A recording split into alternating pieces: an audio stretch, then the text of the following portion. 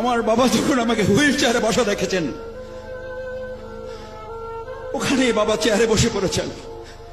বলছে আমার 35 বছরের সন্তান, তাকে হুইল চেয়ারে বসে রাখা হয়েছে, আমি বৃদ্ধ বাবা দাঁড়িয়ে তাকে কি করে।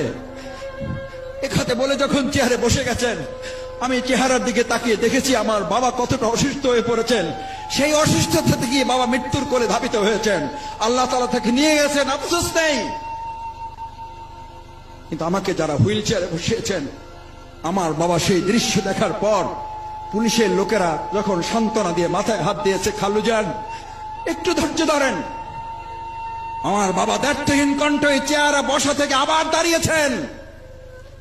পুলিশের লোকেরা ভালো করে কান খুলে শোনো, আমার 4 ছেলেকে আল্লাহর দ্বীনের জন্য, ইসলামের জন্য বহু আগে তাদেরকে আমি আল্লাহর দ্বীনের মুজাহিদ হিসেবে দিয়ে দিয়েছি। আল্লাহর সম্পদ আল্লাহ যেভাবে তাদের কাজে লাগায়, আমি সিরাজউদ্দিন তাতে খুশি আছি। আমাদেরকে কোনোভাবে থামিয়ে দেওয়া যাবে না।